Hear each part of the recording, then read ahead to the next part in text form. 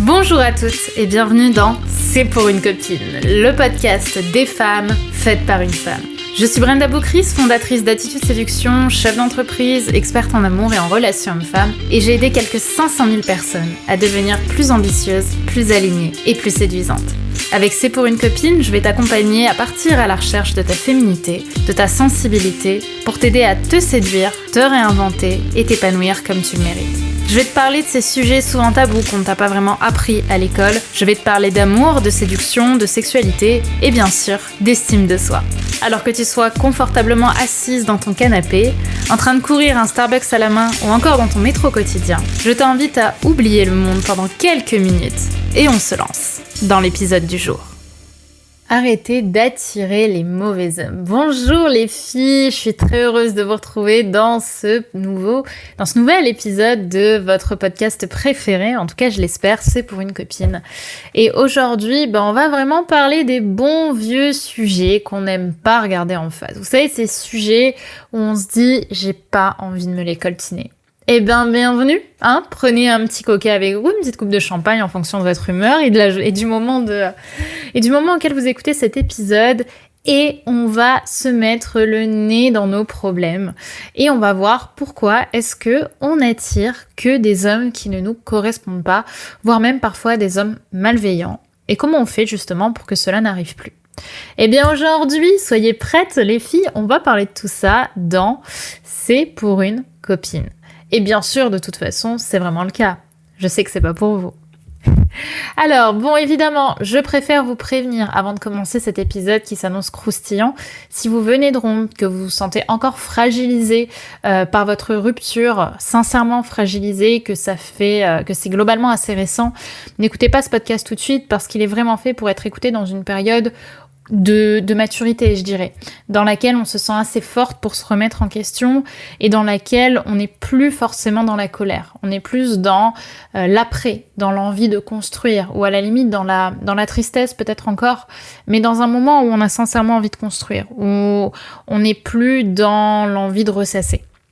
Et c'est un sujet que j'avais vraiment envie de vous faire depuis longtemps parce que à travers toutes les années pendant lesquelles j'ai coaché, j'ai beaucoup eu de cas où les femmes qui venaient me voir me disaient « Bren, j'attire tout le temps les mauvais hommes » ou alors à travers leur coaching, chaque fois qu'elles rencontraient un homme, elles étaient dans le même schéma. C'était des hommes qui trompaient, des hommes infidèles, des hommes menteurs, des hommes qui n'étaient pas prêts à s'engager, des hommes qui fuyaient. En tout cas, tout ce qu'elles avaient toujours eu et tout ce qu'elles ne voulaient pas. La plupart voulaient des hommes sains, bienveillants, avec qui elles pourraient s'engager, avec qui ils vivraient ensemble une belle histoire, et pourtant, c'était toujours le même type d'homme qu'elles attiraient. Est-ce que déjà ça te parle ? Est-ce que tu as envie d'attirer un point A, mais tu attires toujours un point B ? Je te laisse y réfléchir. Si c'est le cas, alors sache que justement, ce qu'on va voir dans ce podcast, ça va venir un peu taper ça. Parce que pour moi, le premier point qui va te permettre d'arrêter d'attirer les mauvais hommes, c'est de prendre conscience de sa responsabilité. La responsabilité, c'est concrètement se dire qu'on attire ce qu'on laisse rentrer dans sa vie. Bon ok les filles, on va commencer par une bonne punchline comme vous les aimez. Si aujourd'hui tu as laissé entrer un ou deux hommes manipulateurs dans ta vie, c'est ok. Parfois on sait pas ce qui va arriver, on peut simplement dire que c'est la faute à pas de chance, c'est ok. Par contre, si c'est constamment le même schéma qui se réalise, alors là, c'est de ta responsabilité. Concrètement, il y a des moments où la malchance n'existe pas, où en fait elle est attirée. Pour moi, concrètement, l'attirance, pour le coup, n'est pas un choix, d'accord ? Mais par contre, ce qu'on laisse rentrer dans sa vie personnelle, ça si, c'est un choix. En fait, avoir été la victime d'un homme manipulateur ou d'un homme menteur nous donne parfois l'impression d'être une victime tout court. D'être identifié comme une victime et donc de ne pas pouvoir être autre chose. D'être condamné et inconsciemment, qui dit victime, dit recherche de bourreau et recherche de sauveur. Je le répète parce que ça c'est vraiment important. Si aujourd'hui tu te sens condamné inconsciemment ou consciemment à être une victime toute ta vie, c'est une fatalité en fait, c'est ce que tu es, c'est ce que tu ressens être, forcément tu vas te positionner comme une victime. Et donc, une victime, qu'est-ce qu'elle recherche ? De quoi elle a besoin pour se sentir victime ? Elle a besoin d'un bourreau ou potentiellement d'un sauveur. Donc, encore une fois, ça me fait pas plaisir de te dire ça, mais je sais que 99% des gens Préférons te dire que c'était juste un salaud et que tu trouveras le grand amour quelque part un jour. Mais pour moi, je pense vraiment que l'amour, ça se déclenche quand on se sent disposée, quand on se sent ouverte, quand on se sent confiante à accueillir quelqu'un de bienveillant dans sa vie et surtout qu'on est déjà heureux sans. Donc concrètement, ce que j'ai envie de te dire, la première chose que j'ai envie de te dire, c'est que tu n'es pas une victime. Peut-être que tu le penses, peut-être que c'est quelque chose qui te semble profondément ancré chez toi, mais je suis désolée, tu n'es pas une victime. Cet homme t'a fait du mal, il a sûrement été dégueulasse avec toi et j'ose même pas imaginer à quel point ça a dû être dur. Mais sincèrement, on ne peut pas revenir sur le passé. Il faut guérir du passé. Il faut laisser le passé s'envoler. Il faut l'endeuiller. On ne peut pas revenir sur à quel point ça a été blessant, à quel point il a été menteur, à quel point il a été manipulateur avec toi, à quel point c'était pas le bon homme pour toi et à quel point tu ne méritais pas ça. Par contre, on peut se servir de ce qui s'est passé pour te créer une force de vivre et un courage qui te sorte complètement de cette position de victime. Parce que la victime, elle cherchera toujours un sauveur, un homme qui l'enlèvera de ce monde injuste pour lui faire vivre une vie de princesse, la vie que tu veux mériter au fond de toi, que tu te dis légitime à mériter, cette vie sur laquelle un homme te met sur un piédestal. Mais malheureusement, ça c'est dans les contes. Dans la vraie vie, c'est pas un sauveur qui va venir te chercher. C'est pas un homme vigoureux et courageux qui va venir t'enlever et te sauver du méchant manipulateur. La seule personne qui va te sauver, c'est toi. Dans toute ta conviction, tu vas venir t'élever, tu vas venir te construire, tu vas venir te responsabiliser, tu vas tomber amoureuse de toi. Et ensuite, quand tu te sentiras assez forte, assez puissante pour ne plus avoir besoin d'être sauvée, alors là, tu rencontreras de nouveaux hommes, des hommes ambitieux, des hommes bienveillants, qui te correspondront bien plus et qui auront envie de t'apporter cette plus-value au bonheur que tu auras déjà. Alors avant de vouloir trouver le grand amour, avant d'enfin attirer le bon homme pour ne plus attirer les mauvais hommes, le premier point, ça va être de te construire. De ne plus te voir comme une jeune femme faible et fragile, mais d'être une femme forte qui sait se défendre. Et pour ça, ce que je peux te conseiller pour justement apprendre à te défendre, apprendre à te sentir forte et apprendre à comprendre que tu as de la force, c'est par exemple de pratiquer des sports de combat, comme la boxe, comme le judo par exemple.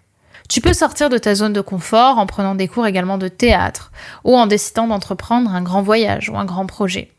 C'est très important de bien réaliser ça, de réaliser que tu as de la force. J'en parlais justement à une de mes coachées récemment qui me disait « je souffre tout le temps, j'ai l'impression de toujours souffrir avec les hommes ». Mais en fait, tant que tu laisses rentrer ces hommes qui te font souffrir dans la vie et que tu es guidé par la croyance que tu vas toujours attirer ce type d'homme, alors oui, l'histoire continuera constamment de se répéter. À un moment, il faut justement se responsabiliser, sortir du rôle de victime pour se créer de la force, de la conviction et réaliser que tu n'es plus la personne faible que tu as été pendant des années, selon toi, bien évidemment. Le deuxième point que je voulais voir avec vous, c'est celui justement de l'identité. C'est vraiment réaliser, c'est un peu la continuité de ce qu'on a vu tout à l'heure, que tu n'es plus seulement la femme qui a été aimée par ces hommes-là, par ces hommes qui ne te correspondent pas, et que tu peux justement changer. Tu peux te transformer, que tu peux te métamorphoser sans te trahir. En fait, en faisant tout ce que je t'ai dit, tu vas te construire une identité forte et inspirante à travers cette force, etc., que je t'ai partagé dans le premier point. Et malheureusement, c'est souvent ce qui fait peur dans ce changement, d'habitude justement. C'est la peur de se trahir. C'est la peur de quitter qui on est. La peur de s'oublier et d'oublier tout ce qu'on a vécu de spécial dans le passé. Parfois, on va même aller jusqu'à se dire que, certes, on a été aimé par des hommes malveillants qui avaient ce caractère déconseillable, si je puis dire, mais au moins, on a été aimé. Au moins, dans cette position de victime, il y a quand même des hommes qui ont été là. Il y a quand même des hommes qui nous ont apporté de l'attention et quelque part l'attention ça fait du bien. Au moins avec eux on sait que on a des personnes qui pensent à nous et on se sait un minimum importante. Donc on vaut un minimum quelque chose. Alors que finalement si on évoluait, si tu évoluais, c'est comme si tu plongeais dans un océan d'incertitude dans lequel tu n'as pas de bouée de sauvetage. C'est l'inconnu. Et peut-être que justement tu seras complètement détesté, que tu seras seul toute ta vie si tu deviens quelqu'un d'autre. Ou si tu évolues, que tu te métamorphoses. L'inconnu, il fait peur. Et je vais être sincère avec toi, c'est totalement normal. Mais justement, le fait d'évoluer, le fait de créer de la force chez toi, ça te fera pas de toi une traîtresse de ta vie. Ça fera pas de toi une mauvaise femme. Évoluer ne te trahira pas. Pourquoi ? Parce que l'enfant intérieur, la foi qui est en toi, elle changera pas. L'enfant intérieur, c'est toujours le même. On ne trahit pas ses valeurs, on change seulement ses croyances. Concrètement, la jeune fille que tu as été, pleine de convictions, pleine de vie, celle qui aimait sa famille, qui aimait ses amis, qui avait envie, qui avait une grande foi pour sa vie, cet enfant-là, cette jeune fille-là, elle est toujours là, elle le sera toujours. On va simplement gagner en force et apprendre à poser ses limites. On va apprendre à se faire confiance. Donc, j'aimerais que tu te répètes cette phrase et j'aimerais que tu te la répètes tous les jours, d'accord ? Je t'invite à vraiment la noter. Je ne suis pas seulement la femme qui a été aimée de cette façon. Je peux changer sans me trahir. Je te la répète. Je ne suis pas seulement la femme qui a été aimée de cette façon. Je peux changer sans me trahir. Concrètement, ma belle, tu ne t'abandonnes pas. Au contraire, tu te serres dans les bras pour te donner une chance d'être profondément heureuse et te sortir de ce cercle vicieux qui te pourrit la vie. Et en fait, tu te libères. Tu te libères d'un endroit où tu as été toute ta vie, dans une position, dans des croyances que tu as toujours eues. Mais quelque part, c'est le chemin nécessaire. C'est le parcours initiatique que tu as eu jusqu'à présent qui va te permettre aujourd'hui de passer un épisode, de passer un nouveau chapitre. Même si aujourd'hui, ce qui te fait le plus peur, et c'est malheureusement pour ça que la plupart des gens ne le font pas, c'est que tu sais pas ce qu'il va y avoir derrière la porte. Tu sais pas ce qu'il y a derrière l'océan. Tu sais juste que là, t'es en train de patauger et que c'est difficile. Mais derrière l'océan, il y a une vie. Il y a une meilleure vie pour toi. Il y a une vie dans laquelle tu te fais confiance, dans laquelle tu t'aimes et dans laquelle tu vas attirer les bonnes personnes à toi. Et il faut prendre le risque d'aller plonger dans l'océan, d'apprendre à nager et d'aller de l'autre côté du rivage, même si tu sais pas ce qu'il y a dedans. Parce que c'est là-bas que tu pourras tester de nouvelles choses et c'est là-bas que tu pourras enfin endeuiller le passé et avancer pour vivre la vie qui te correspond vraiment aux côtés d'un homme qui te mérite vraiment. Et justement, ça nous amène un petit peu au troisième point que je voulais voir avec toi, c'est celui que tu mérites d'être aimé. Je mérite d'être aimé. Je veux que tu le répètes encore et encore et encore. Je veux aussi que tu saches définir tes standards. Parce que si tu mérites d'être aimé, tu mérites d'être aimé par les bonnes personnes. En fait, ce que je voulais voir avec toi, justement, c'est une partie un petit peu plus pratico-pratique dans laquelle tu vas pouvoir mettre en action ce qu'on a dit.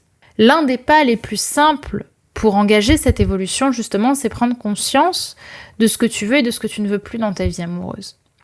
En fait, trop souvent, et c'est ce qui amène certaines relations à devenir désastreuses, c'est que pour vivre sa belle histoire et pouvoir y croire, on va tolérer des comportements chez un homme qu'on n'aurait jamais accepté si on avait confiance en nous, ou confiance en notre potentiel séduction, ou confiance en notre potentiel d'abondance, en fait.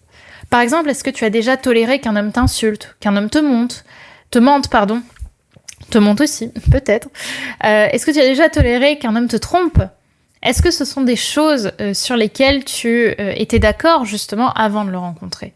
Concrètement, si tu as accepté par exemple qu'un homme te trompe une fois, est-ce que c'est quelque chose que tu aurais accepté avant de rencontrer cet homme ? En fait, trop souvent, c'est parce qu'on se sent prise dans cette spirale de la relation qu'on accepte naturellement ce qu'on n'aurait jamais accepté dans un autre contexte. Tout simplement parce qu'on n'a pas conscience sur l'instant T de ce qu'on veut et de ce qu'on ne veut pas. Alors, je voudrais vraiment que tu prennes conscience de ce que tu veux. Quelle est la relation à la hauteur de tes ambitions ? Donc, tu vas me noter sur une feuille, maintenant, tout de suite, ce que tu veux qu'un homme ait comme qualité, ce que tu refuses qu'il ait et ce que tu tolères qu'il soit. Concrètement, je ne veux pas que tu te limites en te disant « ça, j'ai pas le droit ». Non.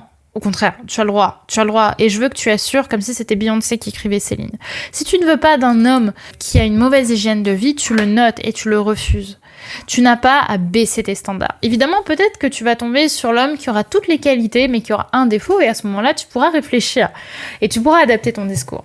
Mais concrètement, au départ, je veux que tu aies conscience de ce que tu mérites, de ce que tu veux, de la vision que tu as de ta vie.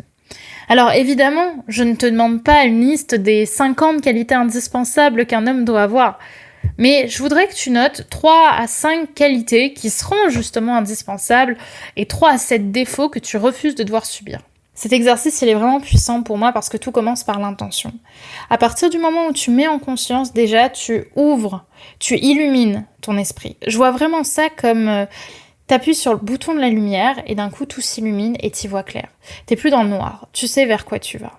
Et quand tu commenceras à prendre conscience de tes ambitions et que tu accepteras d'avoir ces ambitions-là, alors à ce moment, bah oui, les choses vont s'éclairer, le chemin va te sembler déjà beaucoup plus clair et tu pourras commencer à t'y avancer. Alors oui, c'est sincèrement ce que je te souhaite. Je te souhaite de sortir de cette position de victime. Je veux vraiment que dans C'est pour une copine, on se parle sans tabou, qu'on parle vraiment des choses qu'on n'ose pas demander. Et pour le coup, je sais que combien, pour avoir aussi vécu ça, c'est difficile quand on a toujours été dans une position de se dire « je peux être autre chose ». Je suis pas condamnée à avoir dans ma vie que ce type d'homme qui certes m'apporte peut-être un peu de bien sur un instant, mais aussi beaucoup de douleur, beaucoup de mal sur d'autres.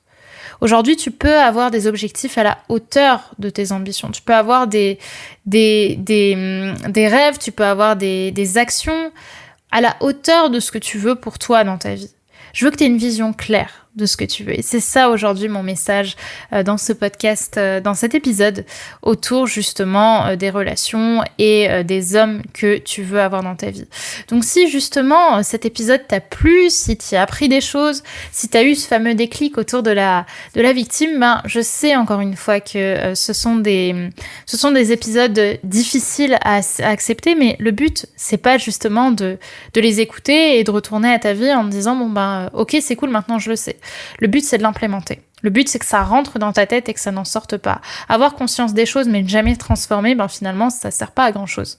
Donc, ce que je vais plutôt te proposer, c'est, si tu le souhaites, accéder à ma semaine de coaching que je vous ai créée, en fait, qui est une semaine de coaching à mes côtés, en ligne, que tu vas pouvoir découvrir via le lien en description. Tu as un lien pour découvrir cette semaine pendant laquelle je vais te coacher pendant 7 jours à justement te réaliser, prendre conscience de qui tu es et prendre conscience que la plus belle version de toi-même, eh bien, c'est une version qui est accessible. Et tout ça, on va le travailler ensemble. C'est complètement gratuit, c'est complètement offert. Ça me fait plaisir de vous le partager. Et ben, ça va aussi te donner conscience de ce qui se passe quand on va un peu plus loin que les podcasts ou les vidéos YouTube. Donc, je t'invite à la découvrir, cette semaine de coaching offerte. Le lien est dans la description. Et moi, je te dis à très vite dans notre podcast, dans ton podcast préféré, C'est pour une copine. Bye bye. Et voilà, c'est déjà la fin de cet épisode, de notre épisode du jour. J'espère qu'il t'aura plu et qu'il t'aura séduite. Si tu aimes ce podcast, n'oublie pas que la meilleure façon de me le dire, c'est d'y mettre 5 étoiles, de le recommander autour de toi et de me partager tes jolis commentaires. Ça me fait toujours énormément plaisir de pouvoir vous lire et de pouvoir voir un petit peu à quel point tout cela fait sens pour vous, fait sens pour toi. Je te remercie d'avoir regardé ce podcast. N'oublie pas de t'abonner si c'est pas déjà fait, puisque je vais t'en publier très prochainement. Donc je te dis à très vite pour un prochain épisode et n'oublie pas que tout ça, c'était juste pour une copine.